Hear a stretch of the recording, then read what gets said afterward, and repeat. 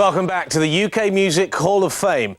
Tonight, you are deciding which artist from the 1970s will be gaining entry as the UK's favourite act of the decade. We've already presented the case for ABBA, but if ever there was an anti-ABBA, then our next group would surely be it. Every now and then, a band comes along and takes a sledgehammer to the very foundations of rock. Like Frankenstein's monster, the band escaped their master and went on to wreak havoc before being hounded to destruction by villagers with flaming torches.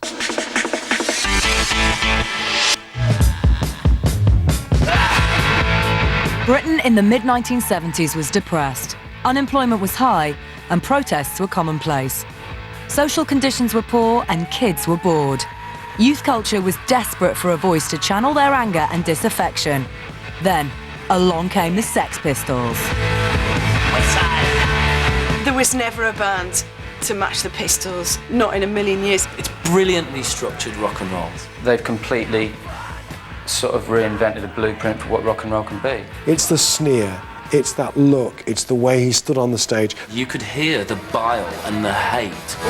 And you could see it too.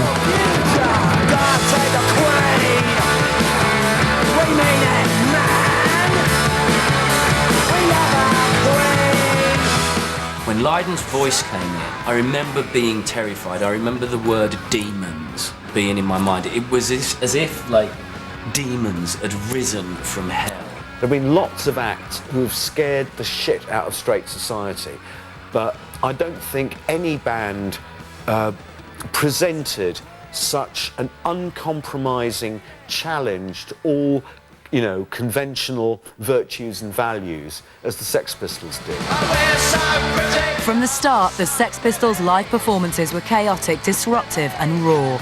In their short career, they spearheaded the punk rock revolution, attracting disenchanted youths everywhere. They provoked outrageous behaviour amongst their fans, spitting, pogoing, drinking, even fighting. They were considered a serious threat to the very fabric of decent society and banned from playing live. The first time I ever saw them, you knew they were the most important thing you'd probably see, That was very clear, just at that time, what they were doing needed to happen so badly. Rock music had become pompous, indulgent and dull.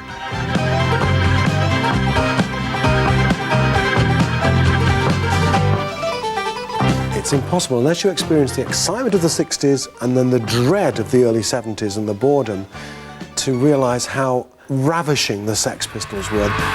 Guitarist Steve Jones and drummer Paul Cook met bassist Glenn Matlock in the mid-70s at a boutique on London's King's Road, run by their manager-to-be, Malcolm McLaren. The arrival of Johnny Rotten gave the band its unique, snarling voice and antagonistic attitude. Don't accept the old order. Get rid of it. To me, reading his interviews, and occasionally, you'd see something on TV, that was what used to, almost scare you. It's like, I'm glad I don't have to compete with this in the playground. You had a very inventive and wild guitar player. You had a shit-hot drummer. They had a bass player who knew structure and could put tunes together. And you had this wild card at the front who was just completely, you didn't know what he was going to do. The look, that was extraordinary. The intensity of the guy, the fiery self-belief that he had. I always felt with John is that we had the spirit of the Sex Pistols, but we didn't have the words between us to sum it up. John did. I am an antichrist. I am an anarchist. Angry, pithy songs like Anarchy in the UK encapsulated the feelings of a few embittered punks who gathered at Pistols gigs. But soon they were to erupt into the public arena, care of a regional TV news show at a time when many of the nation's kids would have been watching. The combination of host Bill Grundy, Sex Pistols and alcohol would prove to be explosive, but it all started amicably enough. You see, they are as drunk as I am. They are clean by comparison. They are a group called the Sex Pistols, and I'm surrounded now by all of them. These young kind of urchin nobodies were foisted on him, and he was pissed out of his head, and he just thought, well, I'll, have a bit of fun with them, put them in their place, and that obviously was like a red rag to a bull. They just devoured the guy alive. We'll meet afterwards, shall we? You dirty sod. You dirty old man. Well, keep going, Chick, keep going. Go on, you've got another 5 seconds. Say something outrageous. You dirty bastard.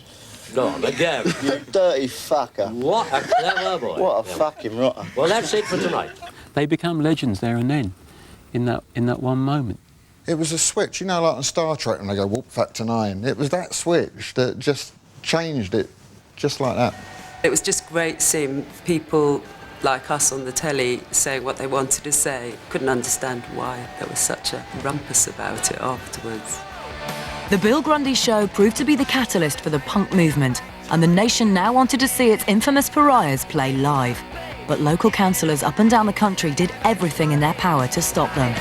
It was a time when Mary Whitehouse and people like that were still trying to preserve this conservative society that was just breaking apart at the seams. I thought, what amazing that I'd go and then drag them out. We have done everything humanly possible to ban this thing and to stop it. Parents were genuinely really affronted by the messages in these records, you know, because they were so politically driven. Punk rock's rubbish, it's just noise, you know. And the music teacher saying, punk rock music's not, it's not proper music and it won't last. Let me put on some rock music that shows how you can use classical music with pop music. ELO used classical instruments and rock instruments at the same time. Before then, it was all about entertainment, and it was all about sort of fitting in. Their whole raison d'etre was to not fit in. Ignoring the idea that musicians should be able to play, McLaren employed Sid Vicious and replaced songwriter Glenn Matlock. Vicious was no musician, but he fitted in with the Pistols' manifesto to wreak havoc. In true Pistols fashion, they made a point of introducing Sid outside Britain's most venerable institution. Exactly as planned, the band's shambolic appearance increased anti-Pistols' fervour, but they just didn't care.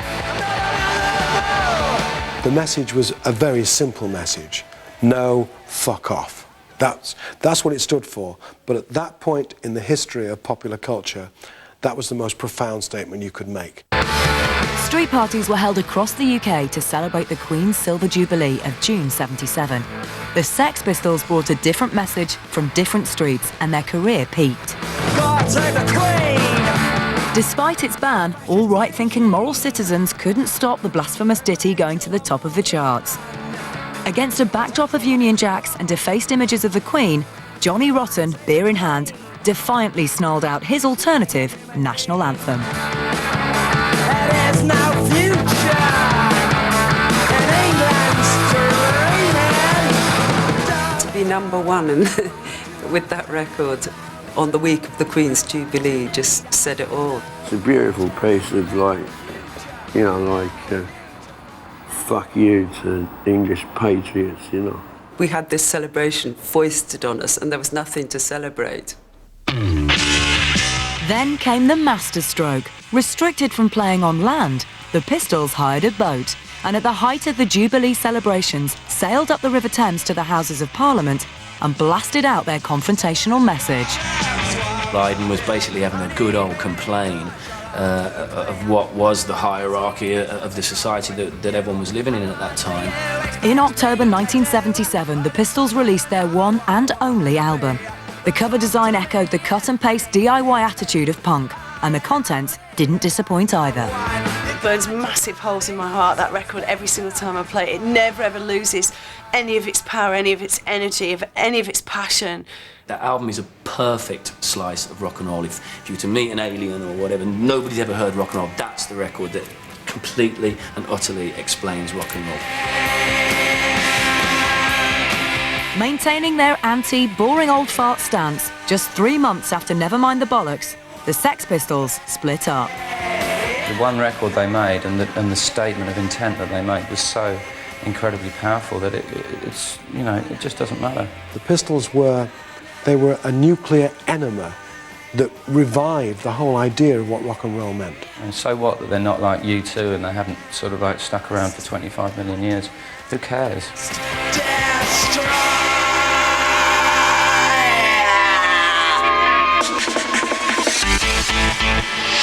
If you want to see the Sex Pistols immortalised in the UK Music Hall of Fame, you can call this number and cast your vote.